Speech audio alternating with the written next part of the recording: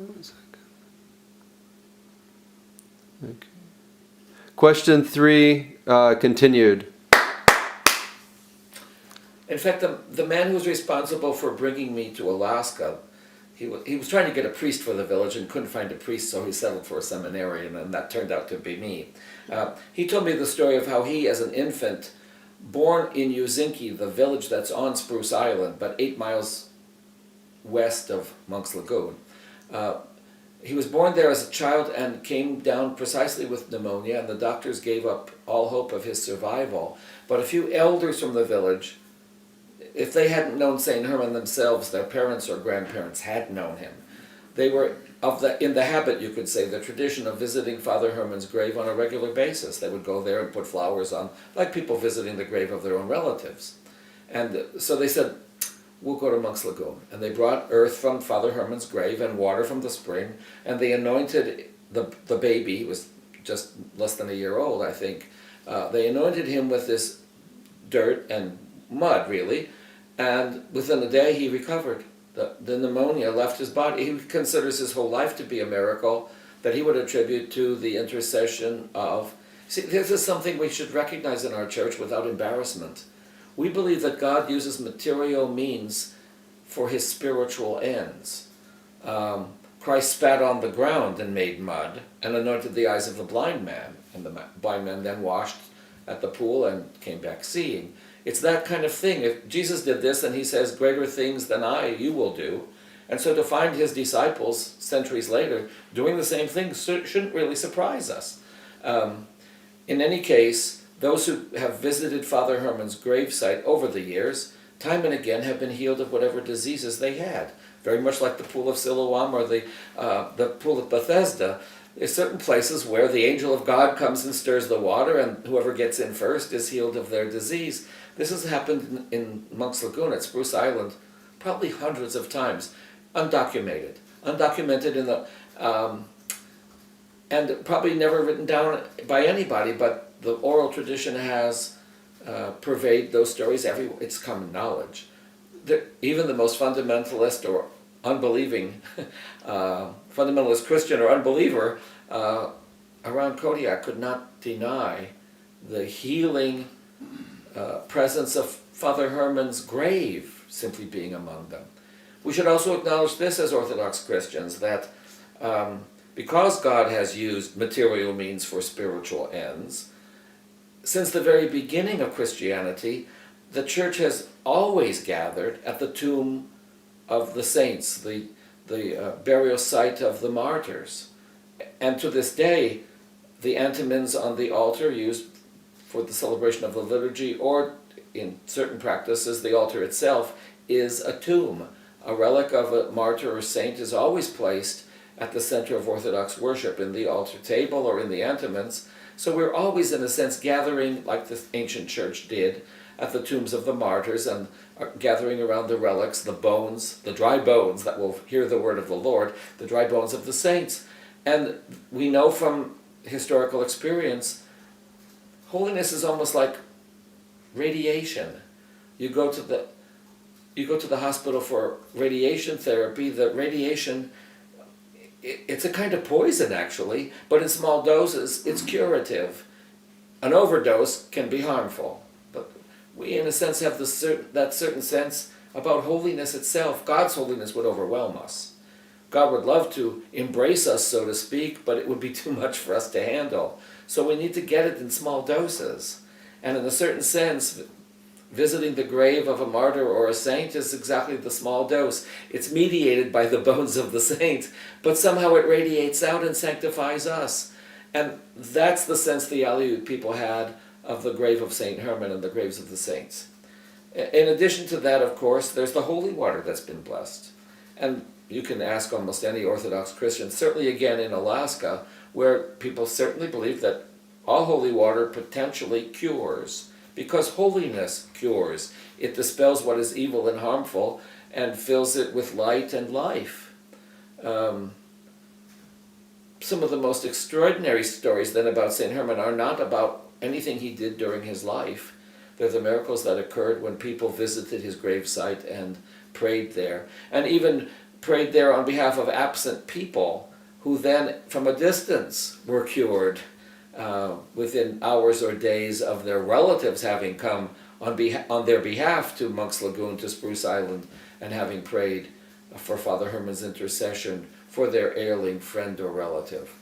So it extends even to those who, on behalf of others, have come and prayed. And that's so well known in the Kodiak area that it's like undisputable.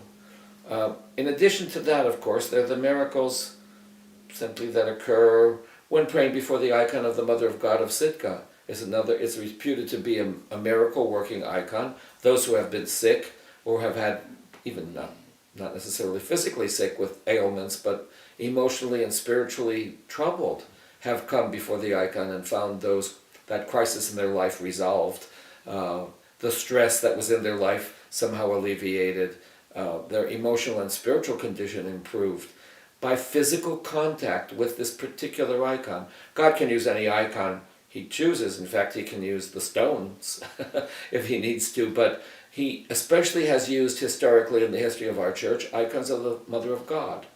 It's not just her, of course, it's the icon of Christ in his mother's arms, but venerating these icons, and particularly in our case, the icon Our Lady of Sitka, which is Our Lady of Kazan in its more recent portraiture version, painted by a Russian portrait artist. It's not really done in an iconographic, Byzantine iconographic style, but time and again people have prayed before this icon and been healed of their spiritual as well as physical ailments.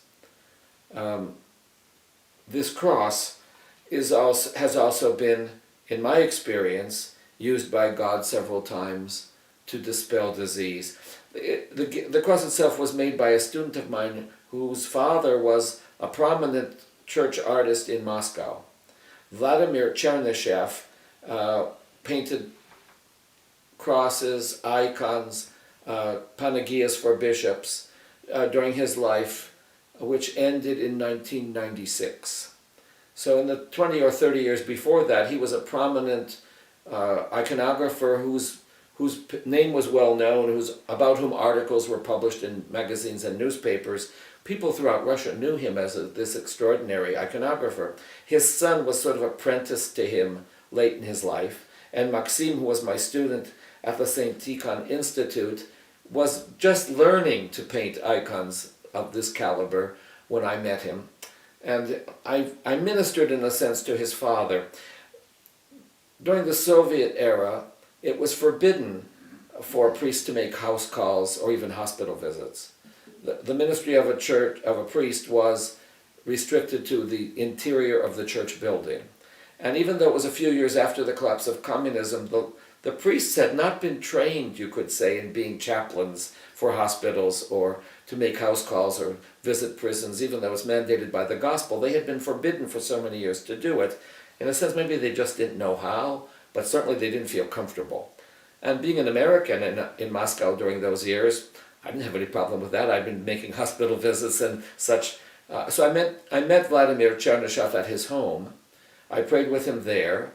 The night before his heart operation, I went to the hospital and prayed for him and with him there. Tragically, he died during that operation. After the funeral, I came to his house and attended the memorial meal and blessed the food. This was, in Russia at that time, something extraordinary, something unusual. So the family very much appreciated that. And unbeknownst to me, Vladimir told his son, Maxim, make a cross for Father Michael. And this is the cross he made with the Saints of Alaska.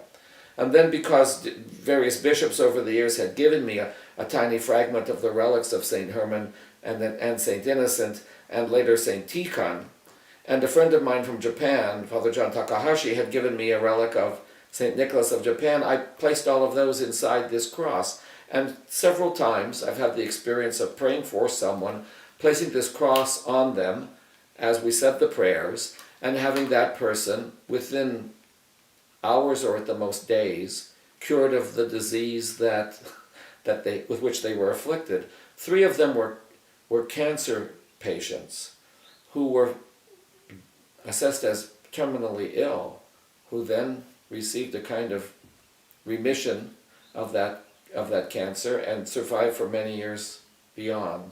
Most recently here on this trip, a woman who told me she had Lyme disease, which is very debilitating. I've known other people with this condition. She said that she felt the disease affecting her respiratory system, that she was having trouble breathing, and thought she would have to probably go to the hospital. Well, we said the prayer of anointing, heavenly physician, healer of our souls and bodies, stretch forth thy hand of healing upon thy handmaiden, through the prayers of St. Herman, St. Innocent, St. Tikhon, St. Nicholas of Japan. And she reported to me by email a few days later, thank you for that prayer, Father, but the symptoms left within hours of that prayer. So God can do what he wants, as I said, but he uses the icons to let us know it's precisely because of these saints and their intercessions that he's answered the prayers and performed this miracle. He could use, like I said, a stone, but that wouldn't be as obvious. He wants us to know that it's through the intercessions of those saints and their holy relics, the sanctity that radiates from them, that this healing has occurred. And I wouldn't say it's something that I've been focused on in my ministry, but it is just something in a sense, by default has happened. And we have to, that's why we have the crosses and the icons, and why we venerate. We discussed veneration earlier, why we treat holy objects with something more than just honor and respect. It's a notch higher than that, because we believe holiness radiates from them, and that holiness is powerful and can cure and transform lives.